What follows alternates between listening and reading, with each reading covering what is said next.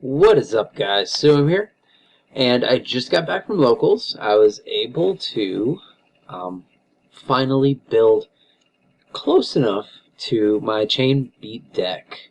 Um, it went, it did very well today. I went 3-2, went 2-0 against Consulars, 2-0 against 3-Axis Fire Fist, and then 2-0 against Dark Worlds.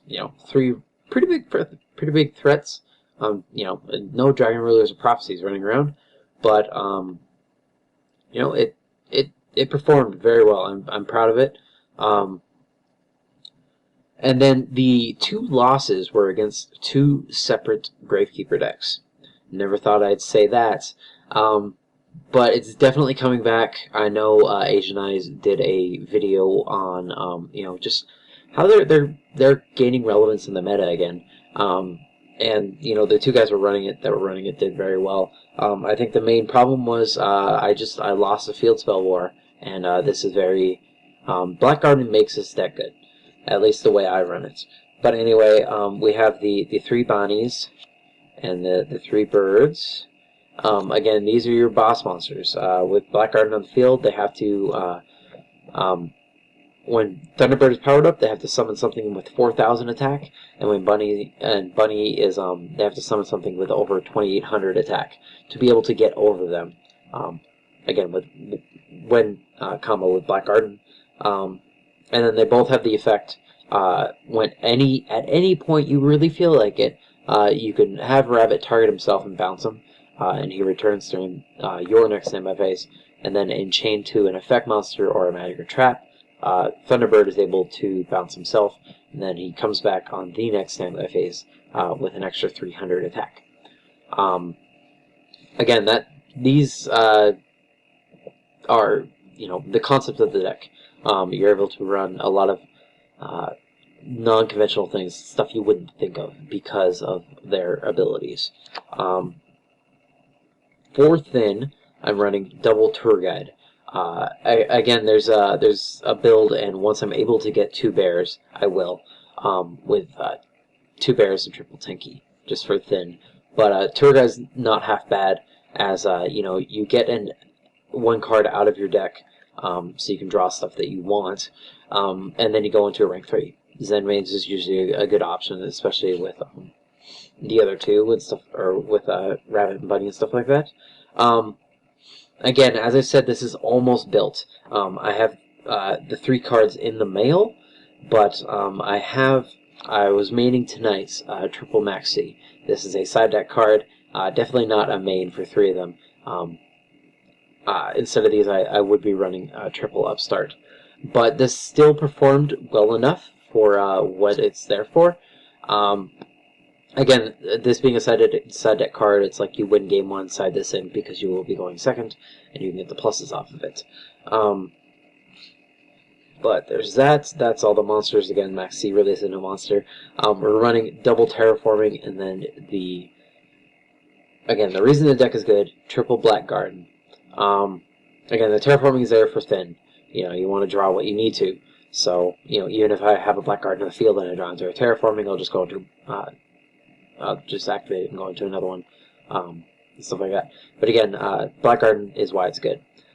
Whenever a monster is normal or special summoned, its attack is halved, and then the opponent is given a 800 token. Because of the tokens, you're able to essentially main 3 Solemn Judgments, which I will get to at the end of the deck, and then again, having the opponent's monsters, they have to summon really big monsters to be able to get over to your Rabbit or your Bird. It's just really, really good. And it shuts down a lot of decks, respectively. Got the double duality for consistency, as always. Again, deck thin, getting cards you need, etc., etc. And then just the one article. Because half the, or like 75% of the deck is back row. I'm not running heavy, and then because I main 3 macros, I'm not running Monster Born, so we only have Dark Hole as the staple in there. And this works again very well with Rabbit and Thunderbird. The rest is, again, traps. So we start off with all of our monster answers. And again, that's what's great about the deck, is that it's all answers. So we have the triple compulse, double bottomless, double mirror force, double torrential, and double needle sealing. Again, I love this deck with the rabbit and the bird because you're able to plus off of torrential and needle sealing, and then you of course always have your answers. I'm not running escape device. I know that's it's a tech a lot of people prefer, but through testing it just proved inconsistent. I was always draw into it when I didn't have a monster, so I just prefer running the triple evacuation device. And again, as I mentioned before, we are making 3 macros because we can. The ability to just main a macro is so good in the current meta, instead of siding into 3 and auto losing game 1 because you don't have them. It's easier just to have them at all times. Again, Bear is unable to pop, Dark World's Cry, Lightsworn's Cry. It's good in the meta, and it even hurts Dragon Rulers as much as people they still get pluses, but they're not able to activate most of their effects. And then, again, whole deck's back row, so you run double Starlights. Just a little something to the namesake of the deck. You have double accumulated fortunes. Again, this is called Chain Beat. A lot of people like to run, Chain Strike and other chain burn kind of things, but I just opted to do just the double accumulated fortunes because Black Garden is your Chain Link 1. Chain to that, you can go into, or you can do Thunderbird, and then as Chain Link 2, Rabbit as Chain Link 3, and then you get your Chain Link 4, draw 2 cards. It's performed well enough, and I quite enjoy it.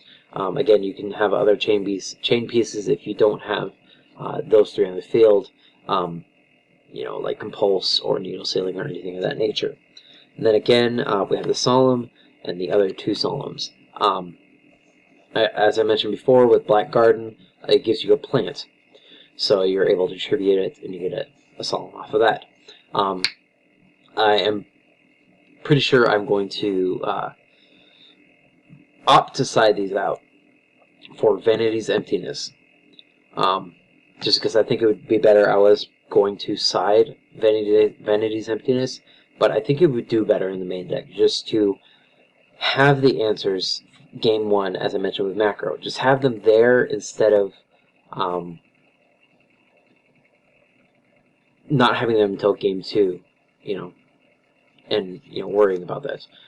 Extra deck is slightly relevant because I almost never go into it, but we have the double Stardust to complement the Starlight Roads, a Chimera tech because it's set into Cyber Dragons for machine matchups, pretty much.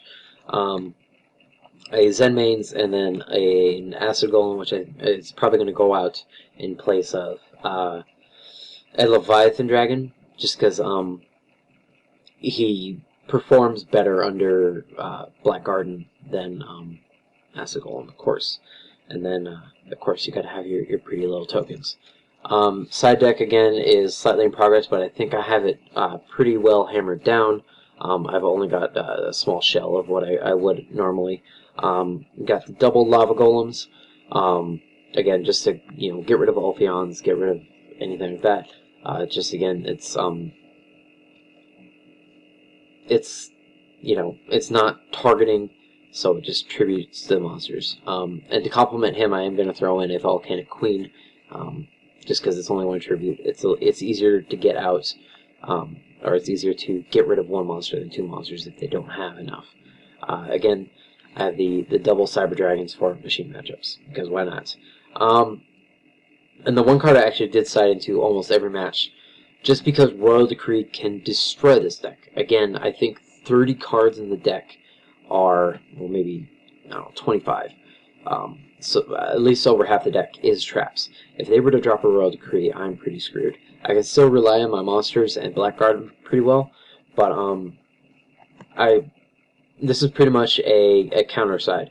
It's like, I win game 2, I kind of analyze their deck. If they're able to side into a macro, I will side into 3 MSTs because, again, if needed, although I didn't see 1 macro tonight, I did side into MSTs every game.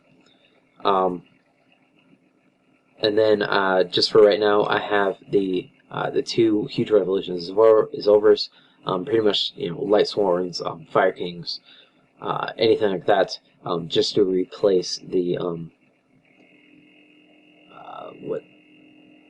the Starlight Roads. And there's also the bonus that it is a counter spell, so it is spell speed 3. So there's 2 things that can be chained to it on top of that. And again, I will have the 3 max season here. The 2 Polynosis will be in the side deck instead. And then after the Gravekeeper matchups tonight, I'm definitely going to be putting in 2 Field Barriers. When it is face upon, or when it's activated and face upon field, field spells cannot be destroyed, and other field spells cannot be activated, which is the big important one. So if I have Black Garden on the field and Field Barrier, then they would have to MST, you know, they'd have to do something to get rid of Field Barrier before they can get their fields. There's a, you know, Gravekeepers again are coming back. Dragoonides and even Dragon Rulers with Dragon's Ravine are, you know, any matchup that they have, they are as dependent on their field card as I am. I would rather have mine out there instead of theirs, of course. So I'm, you know, just have that field barrier protection, and they're unable to activate their own field card is definitely very important in this deck, and I think it's going to be vital to be in the side deck. But that is the whole deck. Again, as I said before, it did very well against, you know, some very imposing matchups. And, you know, again, I only lost to another animated X, so that's very understandable. But yeah, that is it for the profile. As usual, like, comment, subscribe, follow. All the necessary information is down in the description. And as always, this is Suim of the Yu-Gi-Cast. I'm glad you guys watched this for the whole way through, and I'll see you guys in another video. Talk to you guys later. Bye.